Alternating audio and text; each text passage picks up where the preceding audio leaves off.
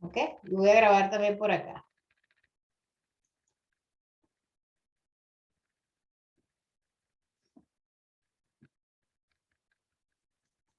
Yo le hago clic aquí a la resolución, me va a abrir la resolución que es principalmente donde nos basamos para hacer esta charla, ¿ya?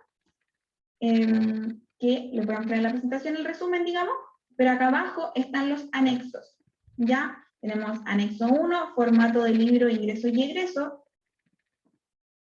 Anexo 2, instrucciones para el libro, ingreso y egreso. Anexo 3, que es el formato del libro de caja. Anexo 4, instrucciones de llenado del libro de caja. ¿Ya?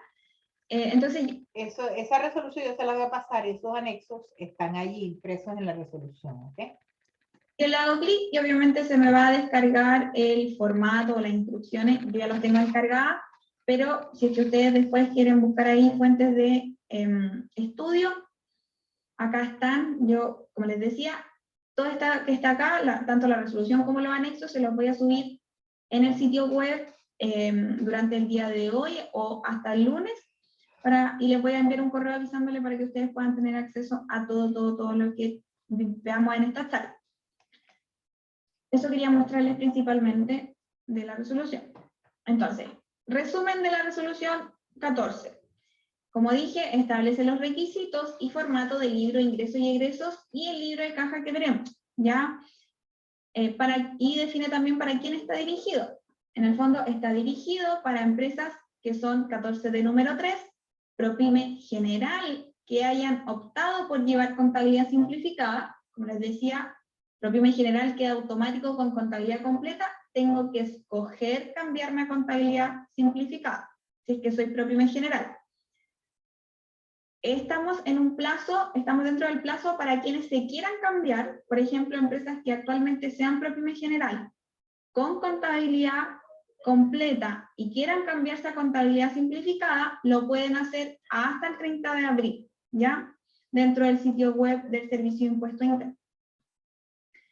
Y también esta resolución está enfocada para empresas ProPyme transparentes. Les explico que el cambio de régimen tributario, que luego vamos a repasar lo que vimos la semana pasada, es a partir del 1 de enero del 2021, del 2022, perdón, hasta el 30 de mayo del 2022, para que lo cambien para los efectos del 2022, y el 2021 se queda como está. No obstante, todos aquellos que tienen régimen ProPyme tienen que llevar sí o sí estos libros, que son los libros de ingreso y egreso, según la resolución 14 de febrero de este año, y el libro de caja, tal cual como ella está explicando acá, y como lo vamos a ver más adelante, que lo vamos a explicar. Vamos a hacer varios ejercicios, porque en esto consiste, pues, la contabilidad simplificada. Todas ellas deben llevar el libro de caja de manera obligatoria. ¿Y qué es el libro de caja? Refleja de manera cronológica el resumen diario del flujo de ingresos y egresos según el formato que vamos a ver que aparece acá en el anexo 3 e instrucciones contenidas en el anexo 4. Acá como un pequeño detalle, si nosotros devolvemos a la resolución que estamos acá, ya, por ejemplo, estábamos en la parte...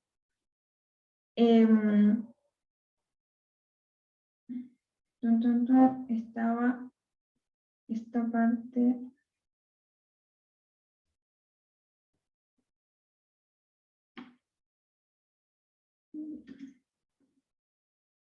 entonces, eso es lo que iba a decir, que en el fondo la resolución dice, por ejemplo, acá, este es el resumen que está en este párrafo que yo tengo en la presentación, pero dice, en el anexo 1 está el flujo de sus ingresos, perdón, en el libro de caja dice que está en el anexo 1, y que las instrucciones están en el anexo 2, para el libro de caja, eso es lo que dice acá arriba. Pero si después nos vamos al anexo, están al revés, porque el libro de caja está en el anexo 3 y en el anexo 4. Pequeño detalle, ¿ya? Está como cambiado lo que dice acá arriba con lo que sale finalmente en los anexos, ¿ya? Y entonces este es el libro de caja que lo vamos a ver.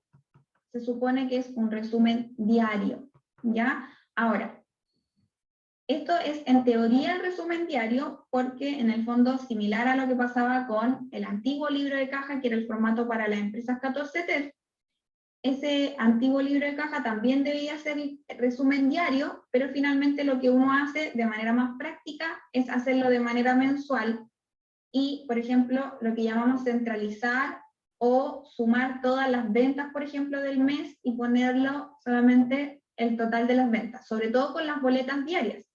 En el fondo, cuando las boletas, uno iba y sumaba todas las boletas del mes y las ponía en el día 31. Pero en estricto rigor, lo que aparece acá en la resolución es que es un registro diario. Bien, pero en la práctica, como les digo, cuando, por ejemplo, en temas de fiscalización o cuando te piden el libro de caja y uno lo entrega así centralizado de manera mensual, no pasa nada. No es que te hagan rehacer el libro con el movimiento diario, sino que al menos que sea mensual, ¿ya? Además, la resolución menciona que el libro de ingreso y egreso deben llevarlo quienes no se encuentren obligados a llevar el libro de compras y ventas, ¿ya? El formato de este libro de ingreso y egreso está en el anexo número 1, y las instrucciones, aquí se me quedó pegado, pero las instrucciones son del anexo 2. Lo voy a modificar para que quede bien esa parte. Anexo 2. Para el libro de caja. Perdón, libro de ingreso y egreso.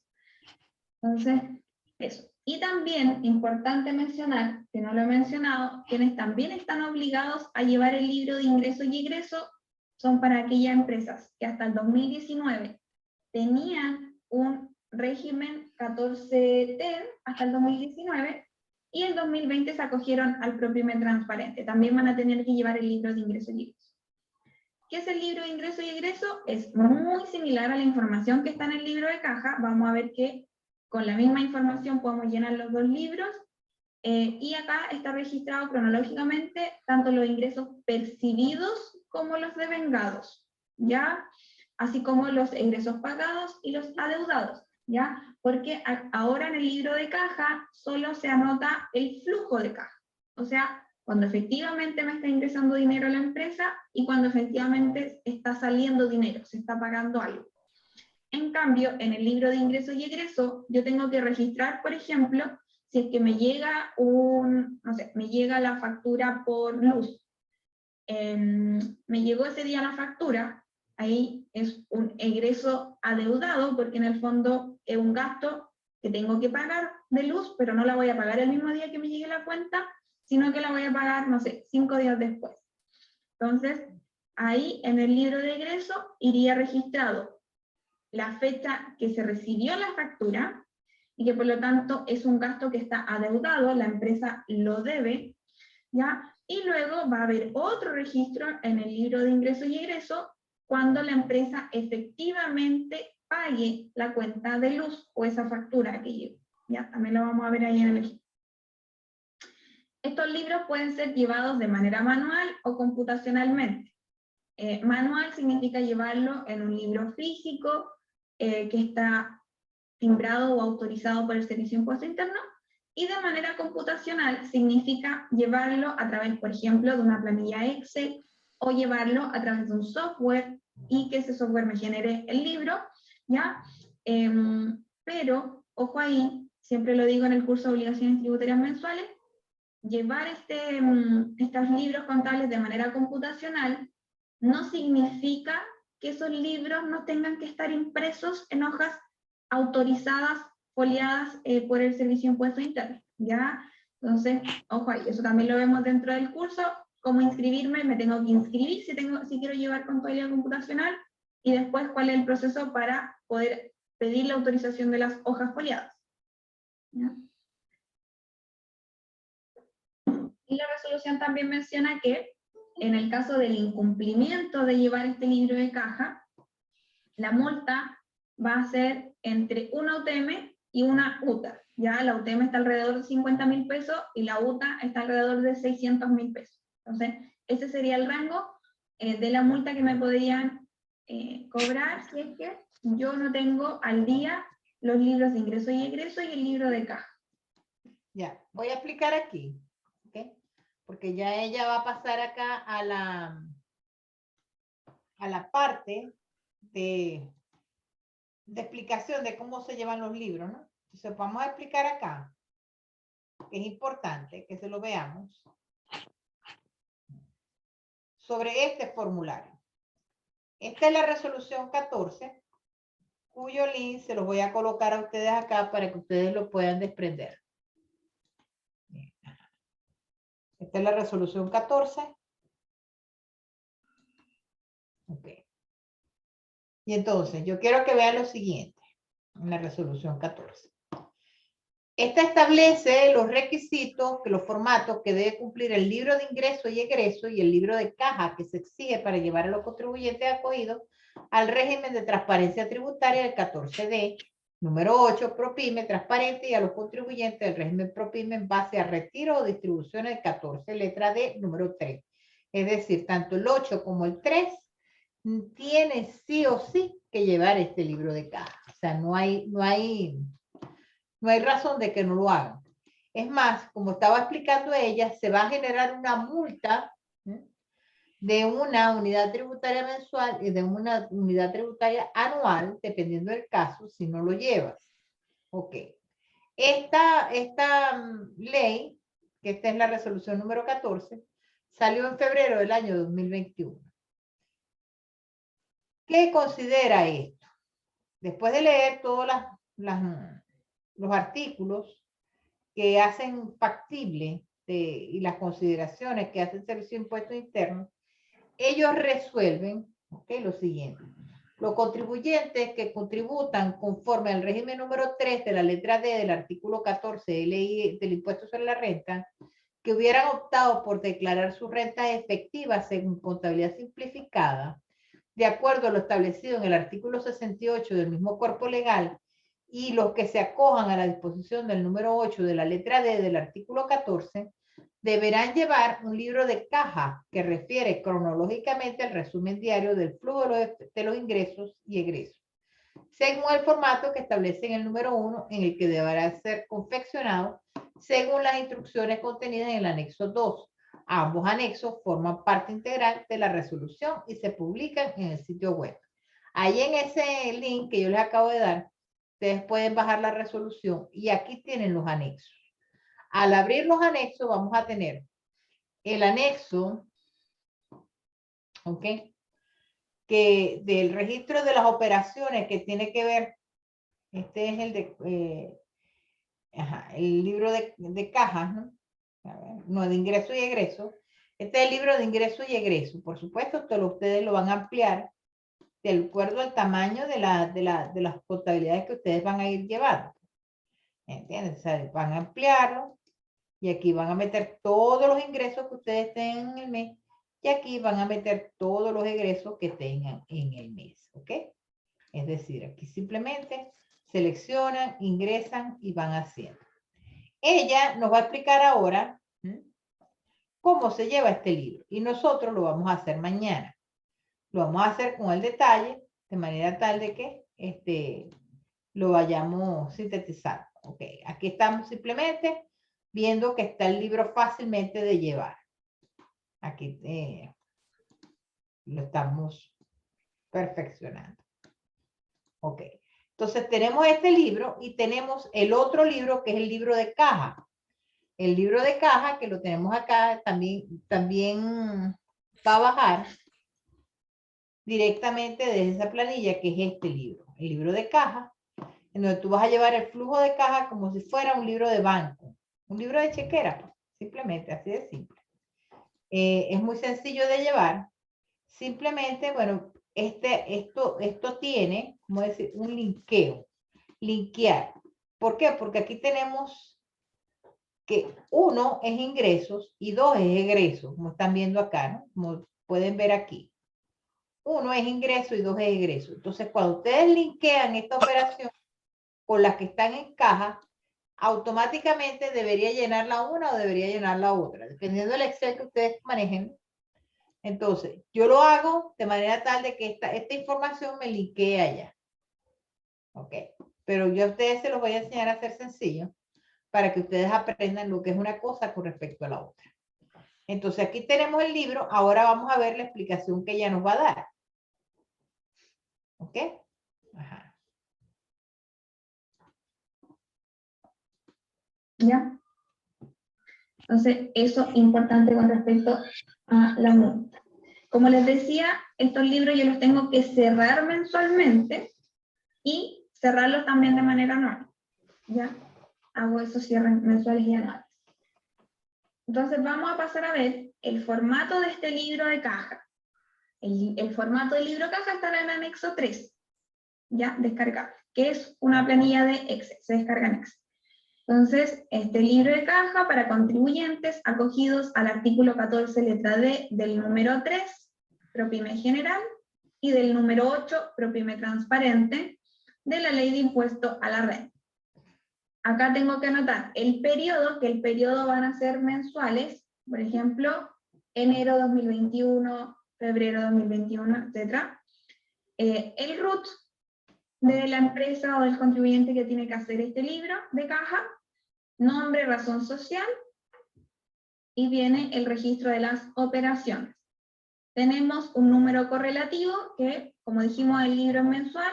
El primer registro del mes va a ser el número 1, segundo registro, número 2, 3, y así sucesivamente, número correlativo. Después tenemos tipo de operación, ya, donde en esta columna de tipo de operación se va a anotar 1, si es que es un flujo de ingreso, y 2, si es que es un flujo de egreso. También está el caso, que no aparece específicamente en el anexo 3 como tal, pero sí aparece en la resolución, en las instrucciones, perdón, es que se va a anotar 0 cuando sea saldo inicial. ¿Bien? Porque como yo hago cierres mensuales, el saldo que me quede en caja del mes anterior va a pasar a ser el saldo inicial del mes siguiente. Por lo tanto, ahí la primera fila va a ser 0, que es un saldo inicial que viene del mes anterior que acabo de cerrar. Número de documento ya está relacionado con el tipo de documento. Por ejemplo, tipo de documento puede ser, si es que estoy iniciando la empresa, el formulario de inicio de actividades o la escritura, ya que aparece, por ejemplo, el capital que se está aportando, facturas de compra, facturas de venta en el fondo, facturas exentas, facturas que son afectas, boletas electrónicas, afectas o exentas, boletas de honorarios, contratos, formularios 29 que esté pagando, algún contrato por un crédito hipotecario, por ejemplo, pago del formulario 22, y así. Depende de la transacción que tenga la empresa. Por ejemplo, me faltó decir liquidaciones de sueldo, pagos de Previred, pago de las cotizaciones, las planillas de las cotizaciones, y así, ¿bien? Entonces tenemos distintos tipos de documentos que son los documentos que respaldan los movimientos de la empresa, ¿ya? Entonces, para ese tipo de documento, el tipo de documento obviamente va a tener un número asociado, el número de la factura, el número de la boleta honorario, etc. ¿Ya? Entonces, aquí en esta columna va a ir el número del documento y en esta otra columna el tipo de documento. ¿Ya? El RUT del emisor del documento, la fecha de la operación, la fecha en que estoy pagando o que me están pagando un dinero. La glosa de la operación es una descripción breve de lo que sucede. Por ejemplo, inicio de actividades, pago del formulario 29, compra de mercadería, venta de productos, pago del PPM, pago del formulario 29, pago de liquidaciones de sueldo, etc. ¿Ya? Descripción de lo que se está haciendo en esa transacción que estoy anotando. ¿Ya? Y luego tenemos una columna para anotar el flujo de ingreso o egreso. Bien, por lo tanto, dijimos que en este libro de caja yo solamente voy a anotar el ingreso que percibí, o sea, un cliente me pagó una factura. Ahí lo registro. ¿Cuál es el monto que me pagó? ¿Ya? O anotar el monto pagado si es que se trata de un egreso. No sé, compré mercadería, pagué tanto. Ya, ese va a ser el monto que va a ir registrado en esta columna. Y después tenemos la columna, que esto es un poco la novedad del libro de caja, la mayor novedad con respecto a la versión anterior que había, que yo voy a tener anotado en otra columna el monto que afecta a la base imponible para determinar el resultado del año. Ya esto está relacionado más que nada con determinar la base imponible del régimen para el formulario 22. Bien, entonces, ¿qué es lo que pasa? Puede haber alguna transacción, algún movimiento que si bien genera un egreso, por ejemplo, no es un monto que afecte la base imponible del resultado. Ejemplo, yo tengo una empresa que afecta a IVA, ¿ya? Y vendo un producto en, por ejemplo, 119.000 pesos, ¿ya? Ese monto lo vendí y lo percibí, 119.000 pesos. Pero el monto que afecta a la base imponible no son los 119.000 pesos, que en el fondo es el monto total, sino lo único que afecta el monto es el valor neto, ¿ya? Entonces, el valor neto es el que va a ir registrado en esta otra columna. Por lo tanto, aquí iría 119.000 pesos, y aquí irían los 100.000 pesos, que es el valor neto que sí afecta a la base imponible. Ese es un ejemplo. Otro ejemplo, a raíz de lo mismo, cuando yo pague en el formulario 29 el IVA, ya el pago del IVA como tal, es un flujo, sí, estoy pagando el IVA, pero el pago de ese IVA no es un monto que va a afectar la base imponible, por lo tanto, ese monto iría acá, pero no estaría registrado en esta columna. Y aquí hay que tener un poco más de conocimiento qué es lo que efectivamente afecta a la base imponible, tanto como ingresos como egresos. Bien, esto es lo que vemos en el curso específicamente ProPyme, ¿sí? Operación renta ProPyme, vimos todo eso relacionado a cómo determino la base imponible. De todas formas, ustedes allí están preparados, ustedes saben perfectamente bien, porque ustedes están en un análisis contable, qué es lo que afecta al IVA y qué es lo que no lo afecta. Por lo menos cuando tengo unos impuestos, una facturación exenta, indudablemente que no la afecta. Cuando yo tengo una facturación grabada, yo la tengo afectada. Igual son cuando yo tengo boletas que vengo con un IVA como consumidor final, pues no me está afectando en el caso de los egresos. Y cuando yo tengo facturas de un proveedor como Sodimac o algo por el estilo, y yo sí tengo la respectiva factura con su IVA, pues yo puedo aprovechar mi IVA recuperable, por lo tanto yo puedo colocar ahí que sí lo puedo aprovechar o cuando no lo puedo aprovechar. ¿Ok? Ajá.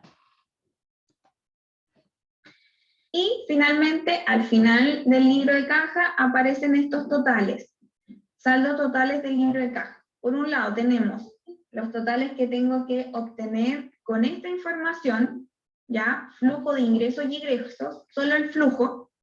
Entonces voy a tener el monto, el total del monto del flujo de ingresos, que va a ser el ingreso, ya, o el monto que tenga acá, siempre y cuando acá lo haya registrado como un ingreso, que el ingreso es 1, ¿ya? Y también sumo los 0, que son los saldos iniciales. Entonces, si en la fila acá está 0 o 1, voy a sumar lo que está acá, que es un ingreso, ¿ya? Y luego tenemos la columna total monto flujo de egresos, donde es lo mismo, voy a sumar las filas que tengan acá un monto, pero que en esta columna esté el monto o el número 2 que corresponde a egresos. Sumo los egresos. Y luego tenemos el saldo del flujo de caja, que sería el monto total del flujo de ingresos menos el monto total del flujo de egresos, me da el saldo del flujo de caja. ¿Ya? Y luego tenemos lo mismo, pero sumando los montos que afectan la base imponible.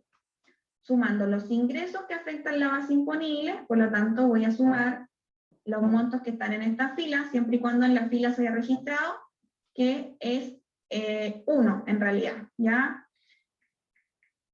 Y en el fondo, acá también voy a completar después los egresos, voy a sumar las filas que tengan egresos, o sea, ¿cuáles son los egresos? Que aquí registren 2, y lo sumaría si es que tiene algún registro acá.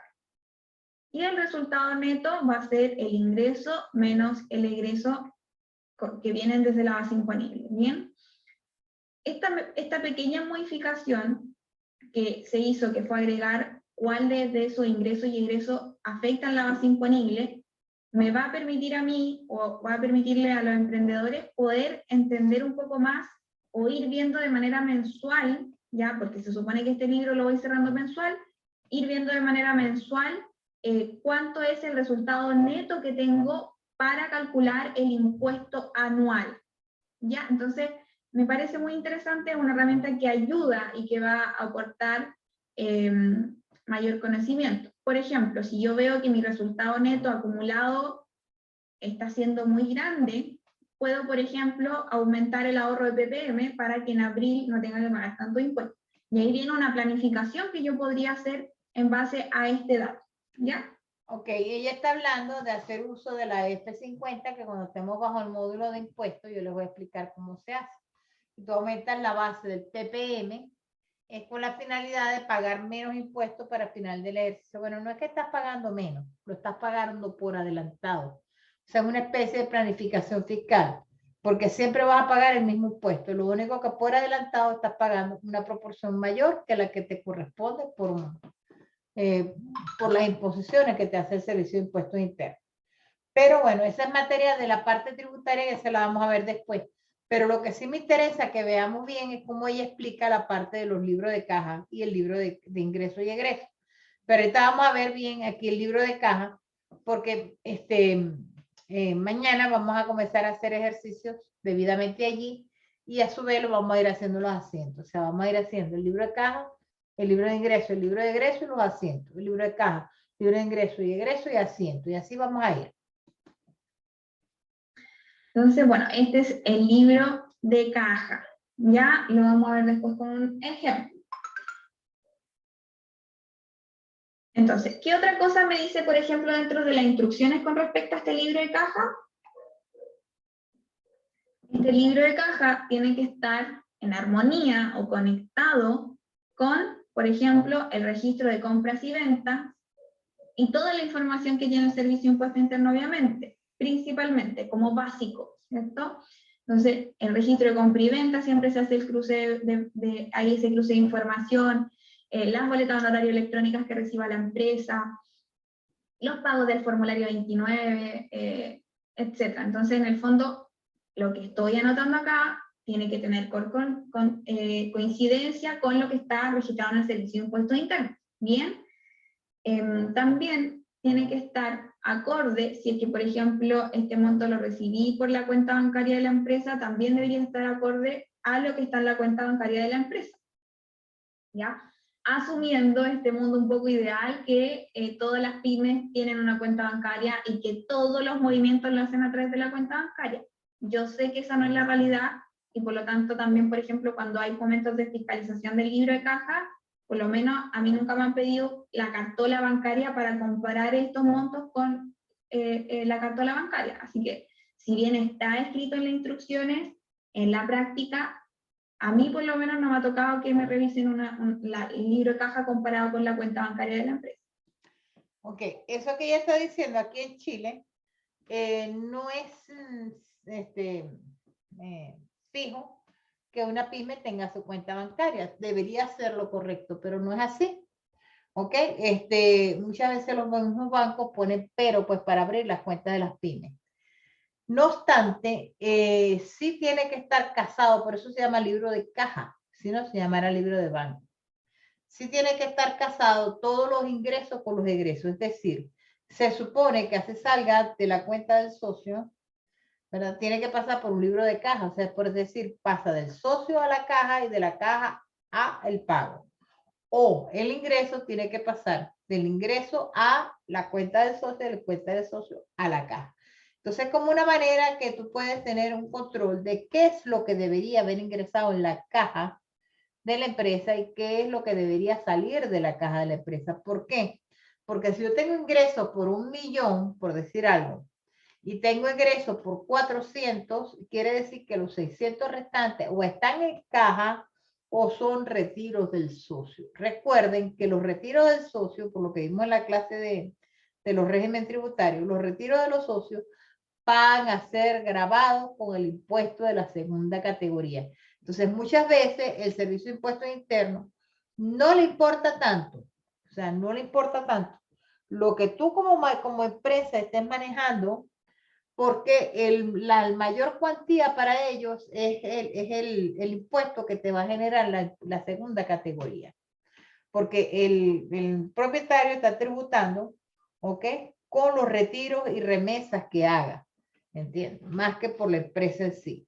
Entonces, es una forma como de cazar la información, pero el espíritu del legislador, o sea, del que hizo la ley, ahí está más que todo tener claro que lo que está declarando el socio en sus declaraciones juradas como entrada y salida de su dinero correspondan a lo que realmente está en el libro de caja. Y lo que está declarando la empresa como gastos de la empresa correspondan realmente a lo que es giro de la entidad y a lo que y escape de lo que está descifrado, que luego lo vamos a explicar cuando veamos la parte tributaria, como gastos rechazados. Entonces, es importante que estos libros se lleven y se estén vinculados, porque la información que está aquí debería cuadrar con esta. Ahora, ella dijo también algo muy importante que también tenemos que tomar en cuenta, y es que estos son libros que tienen que estar sellados, ¿me entiendes? Sellados, claro, tú los vas a llevar en Excel, sí, estamos claros. Ok, pero tú tienes que tener, como decir, hojas continuas que las debes mandar a timbrar en el Servicio de Impuestos Internos, y es allí donde tú vas a vaciar y vas a imprimir tu libro de caja y tus libros de ingreso y egreso, porque así lo dice la resolución 14. ¿Entiendes? Entonces, ajá, vamos a terminar de ver qué es lo que ella está explicando con respecto al libro de caja. Pero eso sería el mundo ideal, ¿ya? También, ¿qué más me faltó mencionar por acá? Claro, que en el fondo, un poco lo que les decía, esto me va a traer beneficios de poder mejor tener mayor claridad para calcular los ingresos, para calcular los PPM, para obtener una proyección de cuánto es el resultado de lo que está teniendo en la empresa, ¿ya? Eso. Ahora viendo el tema del libro de ingresos y egresos, ¿ya? Como les decía, la información que se presenta en este libro de ingresos y egresos es muy, muy similar al libro de caja. La mayor diferencia es que yo en el libro de caja registraba solamente cuando percibía el dinero o pagaba algo, ¿ya? Acá tengo que registrar aquellos movimientos que llamamos como también devengados. ¿Ya? ¿Qué quiere decir devengado? Era un poco lo que explicaba. Si es que yo tengo un movimiento, me llegó esta factura que yo les ponía el ejemplo de la luz, ya, me llegó la factura de la luz, pero no la pagué al tiro. Eso significa que hay un gasto que está devengado, ¿ya? O un gasto que está adeudado, ¿bien? Entonces, como ese gasto está adeudado, lo voy a registrar y lo voy a anotar en la columna de adeudados.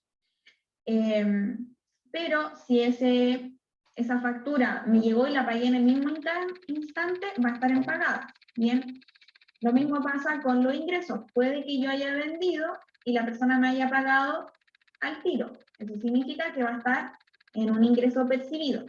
Pero si la persona, yo le vendí a mi cliente y le vendí a plazo, o sea, le di plazo para que me pagara 30, 60 días después, yo esa factura la tengo que registrar en este libro de ingresos y anotarlo como devengado. Bien. ¿Qué más mencionar sobre esto? Bueno, un poco igual similar el formato de la parte de arriba, periodo mensual del libro, el RUT, y el RUT de la empresa o contribuyente que tiene que llevar este libro, nombre o razón social, ¿ya? Y el formato del servicio de impuesto interno me separa sección ingresos y sección egresos, ¿ya? Los ingresos tenemos número correlativo, lo mismo, partimos desde el número 1 al inicio del mes y vamos agregando dependiendo de la cantidad de ingresos que tengamos. Número de documento, similar al libro de caja, este número de documento está relacionado con el tipo de documento, facturas de venta, boletas electrónicas, comprobantes de pago electrónico, ¿ya? RUT del receptor, ¿cuál es el RUT de mi cliente? Fecha de operación, ¿ya? En fecha de operación, por ejemplo, si es que yo estoy registrando una venta que solo ha sido devengada, voy a poner la fecha del documento. Pero si estoy registrando una transacción que ya me pagaron, que fue percibida, voy a poner la fecha que me la están pagando. ¿Ya? Tenemos el ingreso donde voy a diferenciar si es que fue percibido o devengado. Vamos a ver ahí en los ejemplos, va a quedar mejor, más claro esta parte. La glosa de la operación, la inscripción, venta de productos, venta con boleta, venta a plazo, etc. ¿Ya? Operación con entidades relacionadas, acá tengo que marcar si es que esta transacción que hubo fue con entidades relacionadas. ¿Qué significa entidad relacionada? También lo vimos dentro del curso ProPyme, que en el fondo cuando yo tengo alguna empresa con norma de relación, es decir, alguno de los casos que tuviera alguna relación por, ya sea que me compraron parte de mi empresa o yo tengo participación en otra empresa, entre más de un 50% de participación, o si es que tengo participación en otra empresa, entre un 10 y un 50% de participación, o también el otro caso, relacionado por, como controladores, ya, alguna empresa controladora, holding, o el segundo, o el último caso más común de entidades relacionadas, es que como personas naturales, los socios tienen distintas empresas, pero esas empresas están relacionadas porque tienen los mismos dueños, personas naturales. ¿Ya? Entonces, si yo tengo alguna relación, por ejemplo, mi empresa compró otra empresa o tiene participación en otra empresa entre un 10% hacia arriba y mi empresa le vendió a esta otra empresa que estamos relacionadas, voy a tener que marcar aquí que le vendí y que está relacionada. ¿Ya? Eso. Es menos común en las que son pequeñitas, pequeñitas, pequeñitas, pero ahí tenemos ese caso también. Y luego tenemos la sesión B, que es de egreso, es exactamente las mismas columnas, la única diferencia es que aquí voy a anotar los egresos. ¿Ya? Antes de que ella continúe ahí con lo que es la parte de los egresos, voy a explicar un poco, a reforzar la explicación que ella da con respecto a lo que son las empresas relacionadas. Yo puedo tener una empresa A, ¿verdad? Que es la casa matriz, y tengo una empresa B que simplemente, bueno, le vende mercancía a la casa matriz o la fabrica, digamos lo que la fabrica, y la casa A es la casa retail. En la casa A, que es un retail, ella vende muebles para la casa, vende ferretería, vende ropa infantil, vende ropa de dama, ropa de caballero, pero la empresa B nada más se ocupa de hacer ropa para caballeros. ¿Qué pasa? Ambas son pymes porque no llegan a la cantidad de ingresos, ¿ok? Y al capital, pues que marca una empresa aquí en Chile para convertirse en una gran empresa o mediana empresa, o simplemente pues tributar bajo la 14A o la 14B. Que ahora más tardecita vamos a ver lo que son esos, un detalle de esos regímenes un poco más claro, que era lo que estábamos viendo el miércoles. Bien. ¿Qué pasa en esos casos? Que esa empresa A tiene acciones en la empresa B, que es la empresa chiquitita, pero la empresa B le puede vender a Falabella, le vende a Replay, le vende a Polar, pero su mayor producción se la está haciendo a la empresa matriz, que en este caso, bueno, vamos a decir que es la empresa A. Una empresa A con su marca A, etc. ¿Qué pasa cuando ella tiene que hacer este libro? Parte de sus ingresos dependen de la producción de B, que es una empresa relacionada. Mas, sin embargo, no es controladora. ¿Por qué? Porque no está más del 50% de sus acciones dentro de la empresa B. O sea, la empresa B, el 50% de sus acciones no le pertenecen a A. Sí tiene una buena proporción. Al tener la buena proporción, lo que normalmente nosotros llamábamos bajo PCGA, empresas filiales. Pero ¿qué pasa? Que la figura de empresas filiales cambia a ser negocios en conjunto, a ser empresas relacionadas y a ser empresas en inversiones en asociadas. Entonces ya cambian esas normativas y es lo que el Servicio de Impuestos Internos llama como relacionadas. Entonces tenemos tres tipos de relaciones para el Servicio de Impuestos Internos. Tenemos la relacionada con más del 50% del capital, que ya son controladoras. ¿Por qué? Porque controlan el capital, controlan las decisiones de las pequeñas empresas que tienen a su cargo.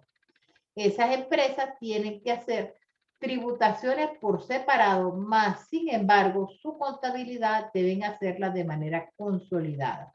¿A qué se refiere consolidada? Bueno, que se tome todo como un consorcio, como una sola empresa, a la hora de hacer la contabilidad.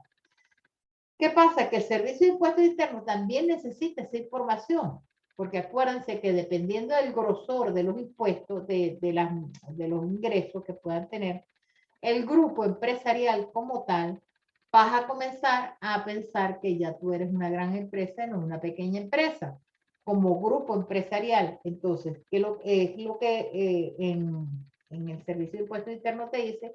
Que si tú tienes más del 35% de los ingresos asociados a esta empresa grande, pues ya tú dejas de ser una pequeña empresa para convertirte en una gran empresa. Ajá.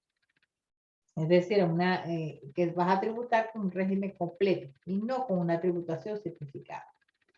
Ahora, por eso es que aquí en el libro de compra y venta se debe señalar lo que es para las empresas relacionadas y lo que no, pero aquí se está relacionando son aquellas que tengan menores cantidades al 35%. Es decir, no son controladoras. Estamos hablando de inversiones en asociadas o estamos hablando de negocios en conjunto o de combinaciones de negocios. Que si tú los vamos a ver desde el punto de vista de la IFRS, tienen tres connotaciones diferentes, pero vamos bajo el método de la participación. ¿Qué es el método de participación? El porcentaje por el cual tú estás participando en la otra empresa pequeña. ¿Entiendes? Ahora, estamos claros que cuando tú haces una inversión, ¿no? Estamos claros cuando tú haces una inversión, no solamente debes mostrarla dentro de tus activos como una inversión, también tienes que mostrar en la otra, en la pequeña, la participación del capital al que refiere la gran empresa. Pero el valor nominal de las acciones de la empresa pequeña D forma parte de la plusvalía de la empresa A. Pero eso lo vamos a ver con más detalle luego cuando estemos haciendo los asientos. Pero recuerden que como esto es contabilidad simplificada, no lo vamos a detallar tanto. Sigamos viendo lo que ella dice aquí. ¿Ya? Egresos tanto pagados como adeudados. Bien, eso principalmente. En la parte del ingreso aquí, que yo lo recorté, ahora estamos hablando pasemos de a ver el ejemplo. Adeudados, ingresos, los ingresos pagados y adeudados. Tengo el recibo de luz, que era lo que ella estaba diciendo. El recibo de luz puedo haberlo pagado. Si lo pagué, debo registrarlo dentro de pagado. Si no lo he pagado, lo debo de registrar como causado. Ejercicio. ¿Ya? Acá tenemos el ejercicio. Vamos a partir viendo lo que es el libro de caja, que está en el anexo 3, ¿ya?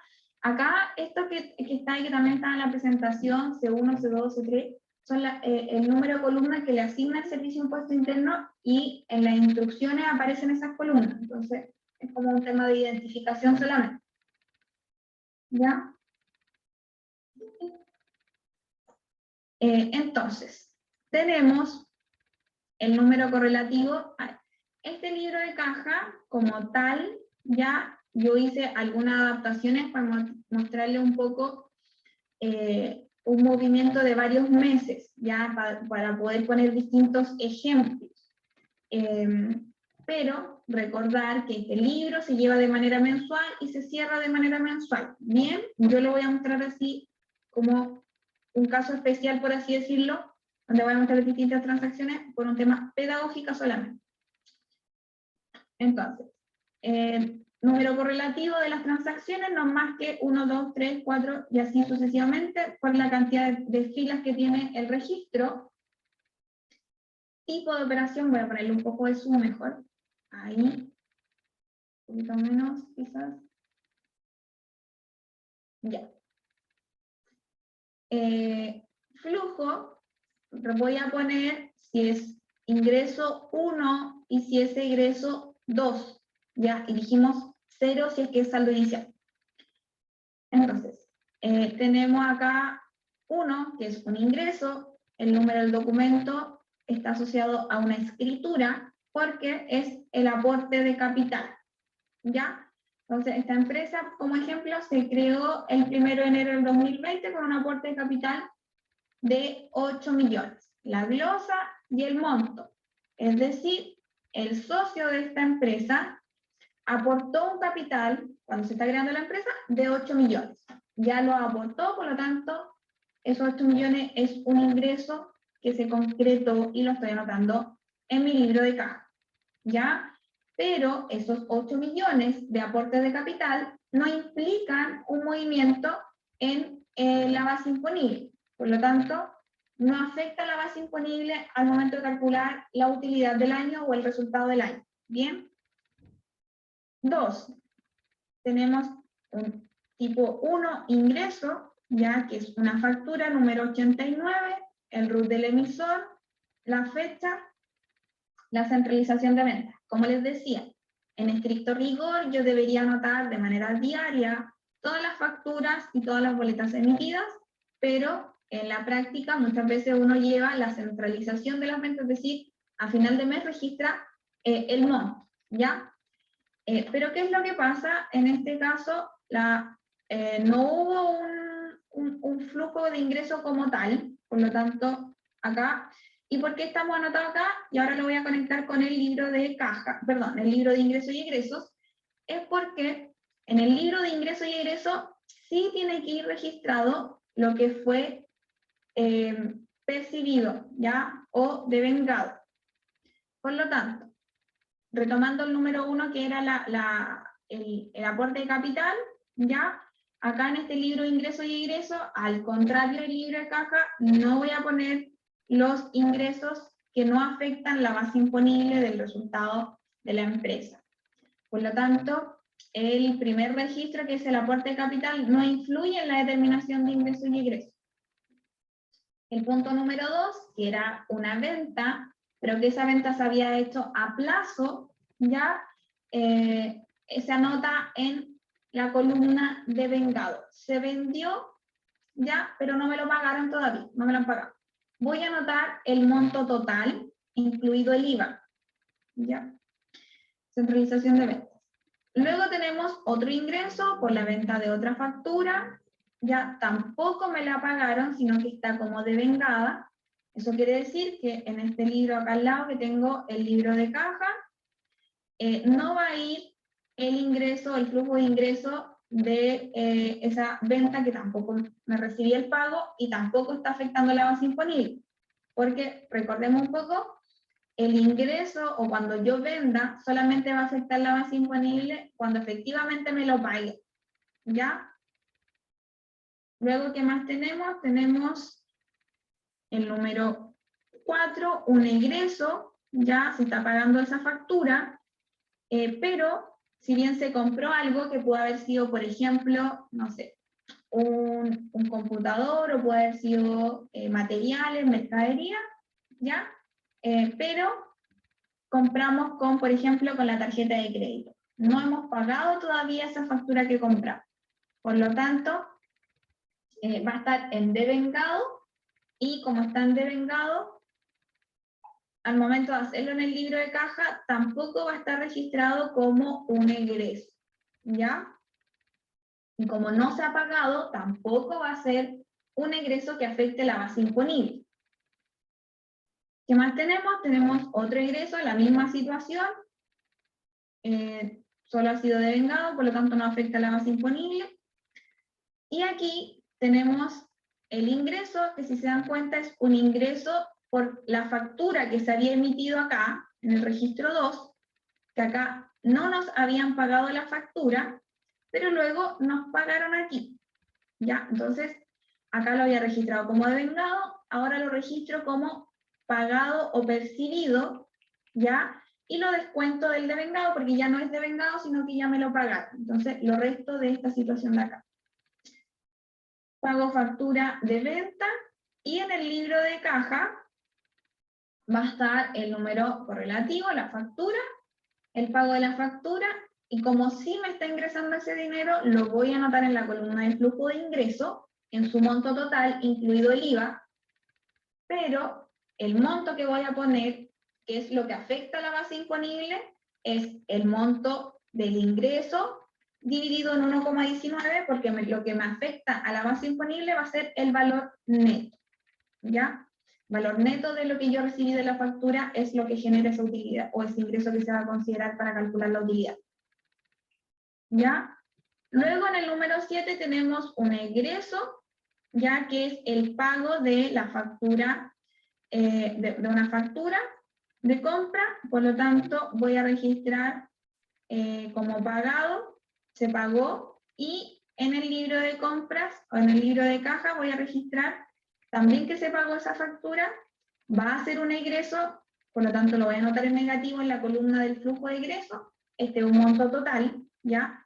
Y en la columna que es el monto que afecta a la base imponible, solo anoto los 400.000 pesos, que es el valor neto de este flujo de egreso total, ¿ya? Pagué 476.000 pesos, pero solo 400.000 pesos afectan la base imponible del egreso. Luego tenemos el pago del formulario 29, ¿ya? El formulario 29 yo les recomiendo desglosarlo en base a los pagos que se hicieron, porque en el formulario 29, por ejemplo, se paga el IVA, ya que el IVA, por ejemplo, no se va a considerar como un egreso, ¿cierto? Pero si es que se paga las retenciones de honorario sí pasan a ser un egreso que afecta la base imponible. Entonces, por eso es importante desglosar el formulario 29. En este caso tenemos el pago del formulario 29, ¿ya? Por 114.000 pesos, el pago del IVA, pero ese pago de IVA, si bien se está pagando, está saliendo como un egreso, y lo anoto en la columna de egreso en el libro de caja, no lo voy a anotar como egreso para la base imponible, porque el pago del IVA no afecta la base imponible. Luego tenemos el pago del PPM, ¿ya? ¿Y por qué es importante tener diferenciado el PPM? Porque el PPM después hay que hacerle un reajuste anual, ¿ya? En base a la fecha que se pagó, y traspasarlo al, digamos, traspasarlo después en un ingreso de esa corrección monetaria que sufre el PPM. Entonces, también es importante tener diferenciado eso, ¿ya? Sí, pero allí yo discrepo de la opinión de ella, ¿no? Porque ella está hablando de que el PPM hay que hacer una corrección monetaria. Estoy de acuerdo con eso. Estoy de acuerdo, ok, está bien. Pero eso es para los fines de la recuperación que vamos a tener ante el Servicio de Impuestos Internos. Pero no para los fines de los registros. Porque resulta que las pymes, ¿okay? El régimen ProPyme y el régimen transparente están exentos de llevar corrección monetaria. Y lo dice claramente las descripciones que vimos el jueves pasado y que ahora vamos a repasar sobre lo que es un régimen ProPyme y de lo que es un régimen ProPyme transparente. Entonces aquí no hace falta llevar los PPM con corrección monetaria ni hacerle ajuste a finales de año. Eso sí tenemos que hacerlo si estamos llevando una contabilidad completa. Eso sí tenemos que hacerlo si estamos llevando una contabilidad completa. O tenemos que tenerlo como una previsión al momento de que vamos a recuperar del Servicio de Impuestos Internos los PPM pagados en ejercicio, durante el ejercicio. ¿Okay? Vamos a terminar de ver esto para entonces pasar a ver lo que son los regímenes tributarios que estábamos viendo el jueves. Bien, el número correlativo, el formulario 29, el pago del PPM, que se pagaron 22.000 pesos de PPM, pero ese PPM como tal, si bien se pagó, no es un egreso que afecte la base imponible, por lo tanto, solo lo anoto en esta columna.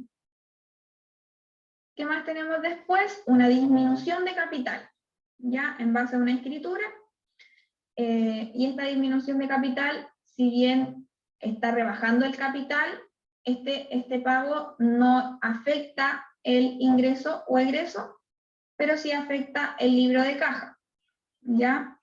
Disminución de capital en 1,5 millones. Ahora, si bien está afectando que está saliendo de la plata, se le devolvió 1,5 millones al socio, ese 1,5 millones o un menor flujo, ¿cierto? Un egreso, pero eso no es un gasto o un egreso que afecte la base imponible del resultado del año. ¿Ya? Luego tenemos en otro ingreso un préstamo bancario en base a la escritura del préstamo bancario. Se solicitó el préstamo. Cuando yo solicito un préstamo, ese ingreso no es un ingreso que se afecte a la base imponible.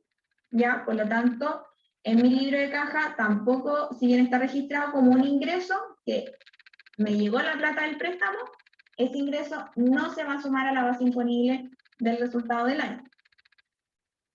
¿Qué más tenemos? El pago del préstamo bancario, que son los intereses. Como tal, los intereses corresponden a 200.000 pesos y el pago del interés es el egreso que rebaja la base imponible, no el pago de la cuota total, ¿ya? Por lo tanto, cuando yo tengo un préstamo que pedí y pago una cuota, dentro de esa cuota hay un desglose de lo que es interés y la otra parte que vendría siendo lo que se llama amortización del capital o amortización del préstamo. Entonces, ¿qué considero como ingreso? Solo el pago del interés. Y eso es lo que va a ir en este libro de ingreso y egreso, la disminución como pagado del interés. Pero en el libro de caja está la diferencia, porque la cuota o el valor total que se está pagando es 1.200.000, ¿ya? Que eso es un egreso que está disminuyendo. Pero de ese 1.200.000, solo 200.000 pesos afectan la base imponible que corresponde al interés, ¿ya? El otro 1.000.000 que corresponde al pago del préstamo no es un egreso que afecte la base imponible. Luego tenemos la centralización de las ventas, ¿ya? De este mes, ¿ya? Y aquí se anotó que fue con una empresa relacionada, por lo tanto ahí es importante, ¿ya? También importante poder tener en consideración si es que esta empresa relacionada, qué régimen tiene, porque eso también podría influir en la base imponible de el resultado del año. Entonces, acá hay una centralización de las ventas, fue devengado, o sea, no me pagó la empresa relacionada a la factura, por lo tanto no está afectando mi base imponible, ¿ya? No está ingresando esa plata y tampoco está afectando la base imponible solo si esa empresa relacionada es ProPyme, porque si esa empresa relacionada es 14A semi-integrado, aunque no me haya pagado, sí va a afectar la base imponible, ¿ya? También algo relacionado con lo que vemos en el curso ProPyme. Y luego tenemos otro pago de una factura, ¿ya? Y aquí en el fondo me están pagando la factura que había emitido. Entonces, ahora sí registro que está ingresando ese flujo y que lo que afecta a la base imponible es el valor neto de esa venta. Bien. Y luego tenemos el pago del formulario 29, como les decía, el pago del IVA, que IVA, si bien es una rebaja o es un ingreso pagado efectivamente, no me afecta la base imponible, ¿ya? Y en el libro de caja también tenemos que anotar acá el saldo, el total del monto del flujo de los ingresos. Entonces, desde esta columna, desde esta columna el monto de los ingresos y egresos, ya voy a sumar las que son ingresos, o sea, las que están con el código 1 en la columna C2. Por lo tanto, sumo los 8 millones, sumo estos 666.400, ya, y sumo este millón. Y ahí me va a dar el monto total del flujo de los ingresos. Luego sumo los que son egresos, el pago de la factura, el pago del formulario, el pago del PPM, la disminución de capital, el pago del préstamo, el pago del formulario 29, lo sumo y me da el total del monto de los egresos, saldo de flujo de caja, que sería el total de los ingresos menos los egresos, me da el saldo del flujo de caja, que en el fondo es el el saldo en caja que debería haber quedado, de acuerdo a estos movimientos, acá debería haber quedado en la empresa.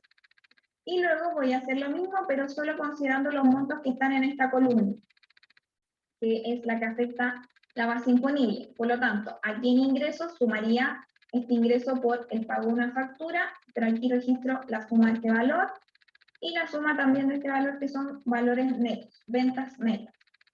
Y en los egresos, acá solamente en este ejemplo estoy sumando el pago de una factura neta y los intereses, ¿ya?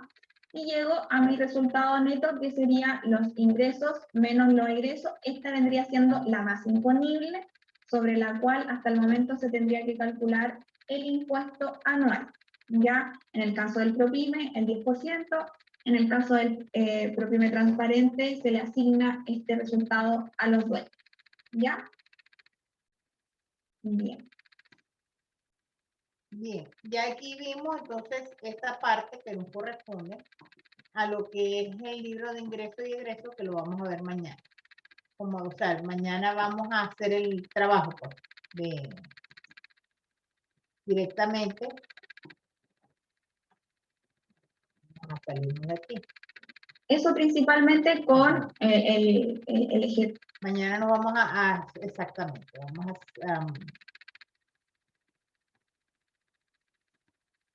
vamos a ver acá.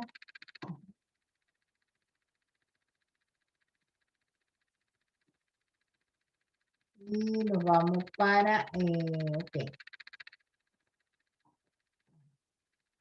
Entonces, como les estaba diciendo allí en el video, esta resolución que se les acabo de pasar por acá, por el chat, ¿qué es lo que busca? Lo que busca es que tú simplemente dejes de llevar una contabilidad tradicional, que serían los libros diarios, el libro mayor, el libro de balance, inventario, etcétera, por comenzar a llevar simplemente un libro de caja y un libro de ingreso y egreso. Que es lo que aquí se está explicando y que mañana nosotros vamos a hacer con detalle en hojas de Excel. Ok. De todas formas, en la información que ustedes tienen adjunto a esta resolución, anexo 1, 2, 3, 4, tenemos los instructivos de cómo se deben llevar. Aquí están. Entonces, eso lo vamos a ver mañana con detalle cuando veamos esa parte. Ahorita vamos a estar claros en lo que son los regímenes tributarios, que nos interesan muchísimo para nosotros poder precisar quiénes son estas empresas que van a poder llevar ese tipo de contabilidad. Ahora, cuando estamos viendo ahorita los formatos, ¿no?, que nos da el Servicio de Impuestos Internos, recuerde que tú tienes que imprimirlo en un papel que esté timbrado. El resto no tiene validez, ¿sí? O si no, también tienen que subirlos a la plataforma, porque la idea es que el Servicio de Impuestos Internos pueda subirlos. Bueno, bien. Vamos entonces a repasar nuestro régimen tributario, porque ¿quiénes tienen obligaciones de llevar este libro?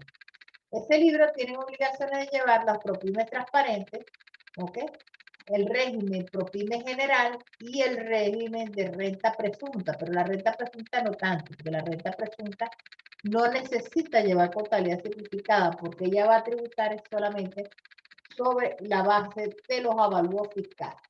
Entonces, en cambio, que el ProPyme general y el ProPyme transparente son dos regímenes que aparecen por primera vez a partir de febrero del año 2021. Ok, y comienzan a tributar a partir de ese mismo año de manera retrospectiva, desde el 1 de enero del 2021 para todo lo que es este ejercicio fiscal. Bien, entonces veamos. ¿Cuáles serían las bases del devengo? Las bases del devengo, en este caso, o sea, la base del cálculo del impuesto, va a ser lo que es el ingreso menos el egreso.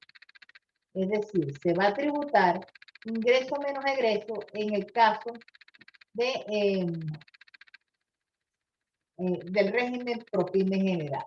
¿Cuáles ingresos? Los ingresos serían todos, ¿okay?, los devengados. Vamos a hablar sobre la base del devengo. Todos los ingresos devengados y percibidos.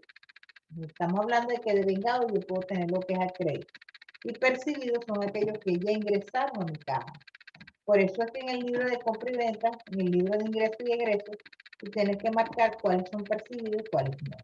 En cuanto a los egresos, tenemos los siguientes egresos, los cuales pueden estar condicionados. ¿Cuáles son las condiciones que nosotros vamos a tener en estos egresos?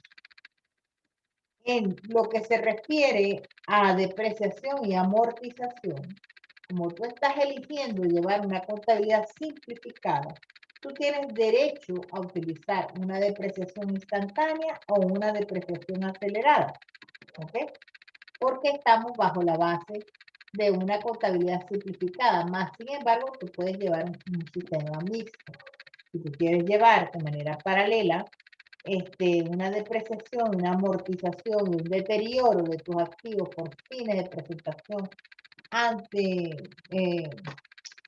los bancos y quieres llevar una presentación para los fines bancarios distinto a los fines tributarios, lo puedes hacer de manera simultánea. Ok. Ahora, cuando yo hablo de gastos de mantenimiento, tienen que ser los asociados a los activos que pertenezcan a la empresa. Yo no puedo tener un gasto de mantenimiento sobre activos que yo no tengo.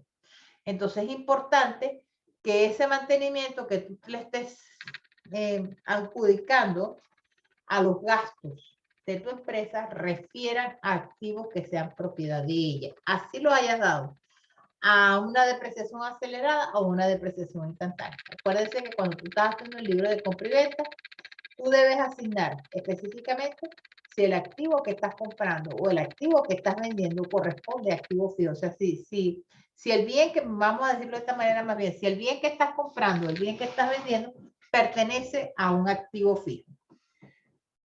Cuando hablamos de los gastos de personal, recuerden claramente que cuando una empresa tiene más de 5 empleados, tiene que tener el libro de remuneraciones firmado, sellado y timbrado por el Servicio de Impuestos Internos. Hoy en día se está llevando también a cabo a través de la Dirección del Trabajo. Ahí puedes hacer tanto los contratos personales como puedes ir llevando las nóminas. En caso tal de que tú lleves las nóminas a través de la Dirección del Trabajo, que ahora es de constante obligatoria, ¿ok? Tienes que declararlas por allí. Esos van a estar considerados como gastos necesarios y gastos de la entidad. Pero si tú no estás llevando ese control, no son gastos de la entidad. Por eso es que es importante que los socios también se asignen sueldo y también tengan sus pagos por previsiones sociales, por la FP, por el FONASA y todo esto, para que puedas deducir eso como un sueldo y no que los retiros que ellos hagan pasen a ser retiros de socios, remesas o algo por el estilo, porque vas a tributar en el caso del PROPYME general por la segunda categoría y en el caso del PROPYME transparente van a tributar los socios por los egresos que tengan directamente de este tipo de empresa. Cuando estamos hablando de los gastos administrativos, tienen que ser del giro de la empresa y no formar parte de los gastos que se consideran para ser rechazados. ¿Ok? Sin embargo, los regímenes PROPYME y el PROPYME transparente son más elásticos, los gastos que tienden a ser rechazados por la ley del impuesto a la renta y por ende es más elástica la situación. Ok. Claro, tenemos también lo que son los egresos propios de los costos, como en las compras, fletes, gastos, etcétera, que sabemos que son del giro del negocio, son normales y son necesarios para la producción de la renta. Ahora, ¿qué me está diciendo a mí la norma? La norma me dice cuando yo saco estos cuadros que están aquí, ok,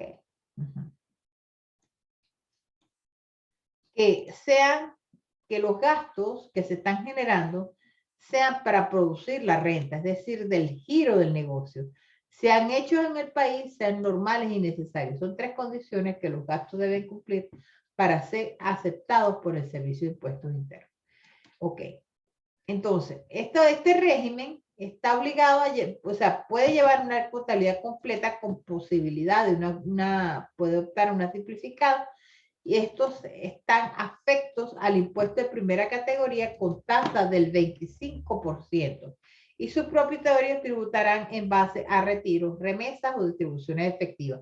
No obstante, a raíz de la pandemia y a raíz del estallido social, se crea una ley tributaria, una ley de protección a las pymes, en donde se reduce el pago de este impuesto del 25% durante los años 2019, 2020, 2021 a apenas un 10%. ¿Ok? Pero un 10% sobre lo que sería la base líquida, porque encima de este 10% sobre la base líquida tenemos que de las inversiones que ella haga, las inversiones que ella haga que sean menores a 5.000 UF, ¿ok? Van a tener también un descuento del 50% del tributo que corresponda por las inversiones que haga menores a 5.000 UF. Es decir, que entonces, ¿cómo me va a quedar eso? Me va a quedar una utilidad que era del 25% de 2,5 millones apenas a pagar 1 millón. Pero de esa millón, acuérdense que yo tengo que hacer una reserva estatutaria, tengo una reinversión que puedo estar haciendo y solamente me va a quedar un remanente para ser pagado, para ser distribuido entre el socio A y el socio B, que son los accionistas de la empresa. Estos socios se autoasignan un sueldo de 350,000 pesos cada uno, ¿ok? Lo cual es inferior a 13.5 unidades de fomento mensuales, que es lo que pide el impuesto global complementario para tributar en segunda categoría como por su lado de los sueldos. Bien, ¿qué ocurre? Que como está por debajo de ese monto, pues no voy a pagar el impuesto global complementario. Solamente tendría que pagar la parte de lo que son los retiros que estoy haciendo de la empresa, sumados a esto, como de la parte de los retiros de la empresa, solamente como segunda categoría. Es un gran beneficio que se le da a través del régimen ProPyme general, puesto que la empresa como tal, pues prácticamente lo que está pagando es una tontería. ¿Ok?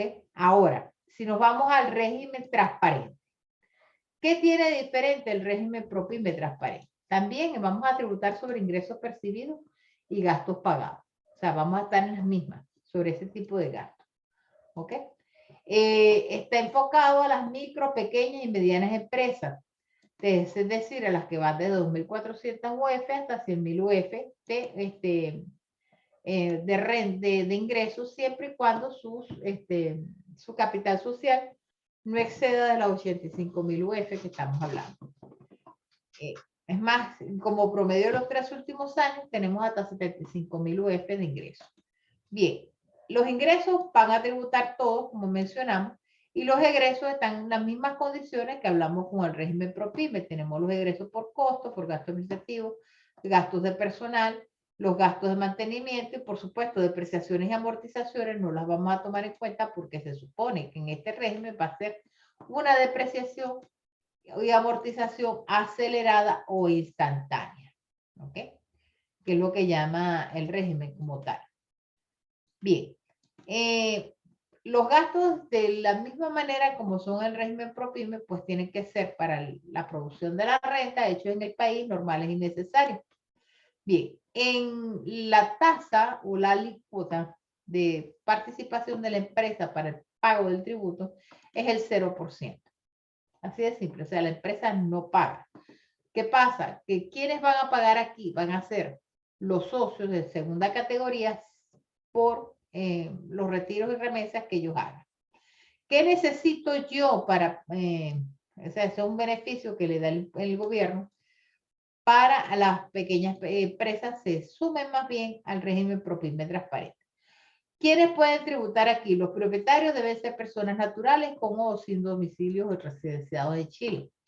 Y tienen que optar por el impuesto global complementario o un impuesto adicional de segunda categoría, como hemos hablado. Las empresas deben informar al Servicio de Impuestos Internos que quieren acogerse a este régimen según instruyan mediante la resolución en su respectivo momento, pero recordemos que para tú acogerte a este término tiene que ser desde el 1 de enero hasta el 30 de mayo de ese mismo año.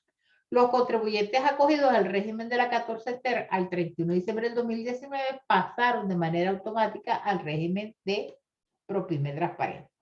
En este caso, la empresa PYME quedará liberada del impuesto de la primera categoría. Beneficios, propuesta de la declaración del sí, que te va a venir una propuesta de manera automática ante el portal, y con lo que tienes que hacer en todo caso son las declaraciones juradas de los ingresos de los socios, de los retiros que hayan hecho. No aplica corrección monetaria, que era lo que yo les decía, pues que no tienes, pues, si en el libro de ingresos el PPM ahí no va a sufrir de una corrección monetaria porque no la tienes, en el otro tampoco. Aplica una depreciación instantánea de sus activos fijos o una acelerada de acuerdo a lo que te quieras acoger. Determina base imponible significada según ingresos percibidos y gastos pagados.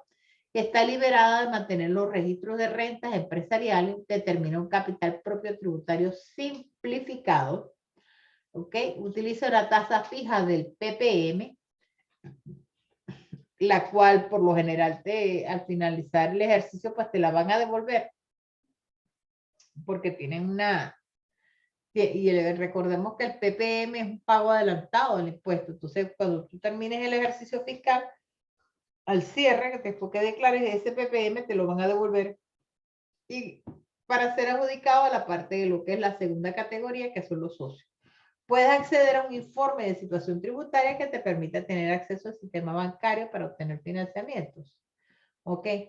En contra de los impuestos finales que afectan a los propietarios, aplica el crédito del artículo 33 de la ley del impuesto y los asociados a retiro y dividendos percibidos por la tasa del PPM, que es apenas del 0.2%, en la medida que los ingresos brutos no excedan de 50.000 UF. En el año de inicio del 0.2, y si los ingresos brutos del año del ejercicio anterior no exceden de 50.000 UF,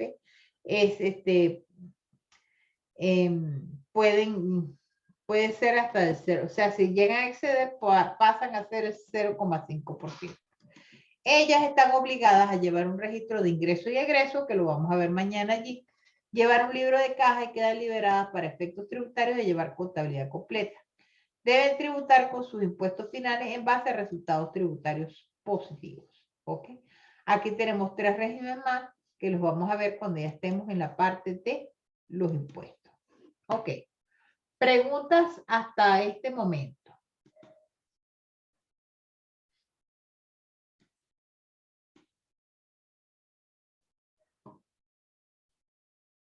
¿No tienen preguntas?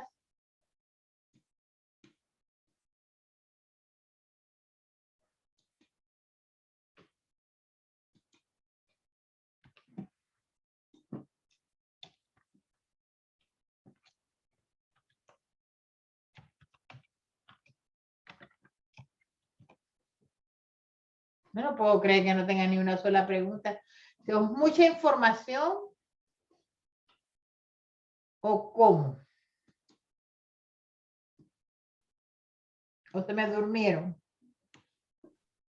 No creo que sea eso. Sí, yo creo que vamos a aclarar, yo creo, más las dudas aplicándolo, más que Claro, mañana cuando veamos, ¿tú eso. has llevado este libro, Hugo? Disculpe. ¿Tú has llevado los libros de ingresos y egresos? Sí, con ese mismo formulario, el mismo formulario que tiene la chica. De hecho, lo Ajá. tengo también así como ligado, con fórmula. Ok, lo tienes vinculado. Sí, Ajá, sí, es que esa es la mejor manera de llevarlo, porque si no de otra forma, pues te vas a enredar la vida. Entonces, mañana vamos a llevar estos libros aquí, vamos a aprender. Anderson, ¿tú has llevado esos libros? No, yo no he llevado. Sino que, bueno, viendo la explicación me queda claro, pero yo creo que con la práctica vamos a ir viéndolo mejor. Claro, de todas formas es mucha información, es mucha, y por eso, bueno, lo estaba grabando doble, ¿no? Para hacer un grabado, hice un grabado aparte de lo que fue la parte de la explicación de ella del libro y el grabado normal de la clase donde está el compendio de todo, ¿no? También te queda claro, Anderson, de lo que es la división de los regímenes aquí, según el tipo de tributación que cada quien tiene. Bueno, sí, me generó un poco de duda la diferencia entre ambos. Creo que por lo que vi fue el porcentaje que va a pagar de impuestos. Uno paga 0% y el otro 25%, Sí, el 10%. Y el 10% ahora con sí. esta En realidad es el tiene? 25, pero por los efectos del año 19, 20, 21, va hasta el 22, perdón, van a pagar el 10%. Ok. Esa es como que la diferencia mayor, ¿verdad? Más que todo, el porcentaje de Sí, suficiente como para que todo el mundo se mate a querer ser régimen propio. hacer transparente. Sí, sí, o sea, suficiente como para matarse para ser régimen propio y no nada que ver con grandes empresas. Entonces, ¿cuál es el secreto ahí? El secreto ahí es asignarse como socio un sueldo y limitarse a no estar sacando plata por no dejar, porque tú vas a tributar justamente por los retiros. Claro. Entonces, ¿qué es lo que busca el Servicio de Impuestos Internos? Que no saques plata, sino que la reinviertas en la empresa para que la empresa crezca, ¿ok? En vez de estar sacando plata. La empresa crezca y se haga cada vez más fuerte y más fuerte. O sea, es una forma de incentivar la inversión, la reinversión en las empresas, ¿ok? Como tal. Y lo que se quiere es el crecimiento. Bueno, no sé si, bueno, ya lo dejamos hasta aquí. Mañana vamos a hacer unos ejercicios con los libros de ingresos y egresos y los libros de caja. Y después vamos a ir contabilizando, o sea, llevándolas paralelas a lo que es el libro diario, el libro mayor, el libro de ingreso, el libro de caja, y así vamos a ir, ¿ok? Esa parte la tenemos que practicar bien porque tiene que quedar como bien internalizada. Bueno, chicos, entonces yo les digo hasta mañana. Bye bye. Bueno, chao, chao, buenas noches. Chao, chao, buenas noches.